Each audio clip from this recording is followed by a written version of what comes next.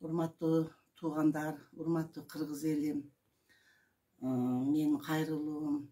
Мына мисалы Кыргызстанда бирөө өлсө деле президентибиз ташип күнөөлүү эмес да, Кудайдын кылган ишине. Мына быйыл Кыргызстанда кургакчылык болду. Күн ысып аябай 60 градуска чейин жетти. Камбар ата кесибиз иштебей калды.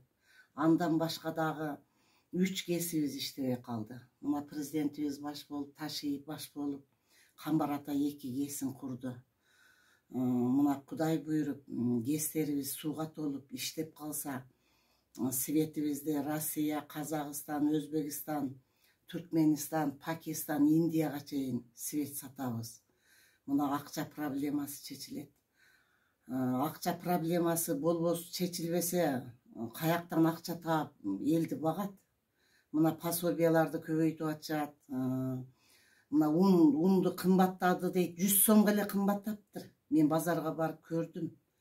Мына акча маселеси табылып, коррупция менен күрөшүп, төлөбөй аткан коррупционерлердин ишканаларына налогторду, бажылардан налогторду алып, мына пенсияларыбызды көбөйтүп атат. Мына элибизге ден соолугу муктаж адамдарды чет өлкөдөн операция жасатып берип атат. Бейбечараларга үй куруп берип атат. Кудай буйруса, Кыргызстанда үйү жок адам болбойт да. Бардыгын булар ушинтип иштеп турса, бардыгы үй менен камсыз болот. Мына жолдорубуз оңолуп, Ленин атабыздын шамы күйүп калды. Айланайын. Рахмат сиздерге. Кыргызстан боюнча жол оңолду. Мынакей Россия Федерациясы Владимир Владимирович Путин менен президенти менен сүйлөшүп, жана башка өлкөлөр менен сүйлөшүп, Кыргызстан соода саттык кылганга толук мүмкүнчүлүк алып беришти. Мынакей коррупция менен өтө катуу күрөш кетип атат. Сот, прокуратура, ички иштер органдары туура ротациядан кийин туура иштей баштады. Мисалы үчүн айтсам, менин 10 жылдап чечилбей аткан үйүмдө Зулушев Курманкул Токтаралиевич баш болуп, үйүмө мына киргизген атат. Буйруса үйүмө кирип каламын. Мына мурда Союз маалында мыйзамсыз менчиктештирилип кеткен мекемелер кайтып атат. Буйруса мына АТП-3 10 жылдан бери соттошуп атат жумушчулар. Мына азыр Жалал Абад шаарынын сотунда Шаршейипте сот болуп атат. Буйруса ушул ишканадагы элге кайтып калса, жүздөгөн адамдар иш менен камсыз болот.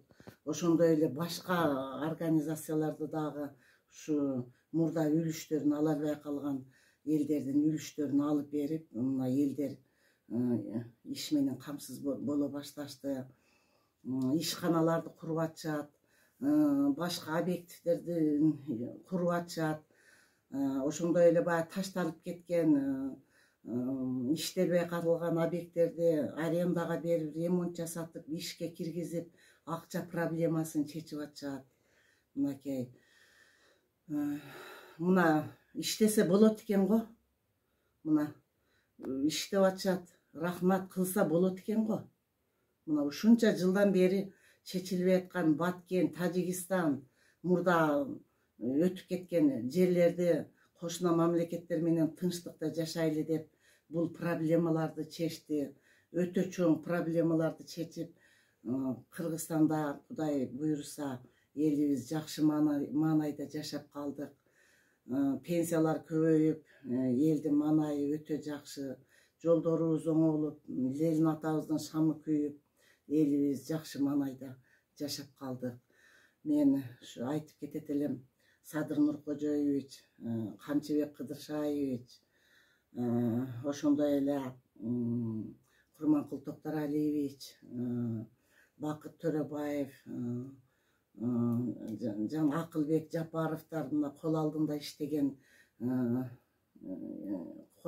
иштеген жигиттерибиз дагы президентибизди колдоп, жакшы иштерди бүтүрүп атат.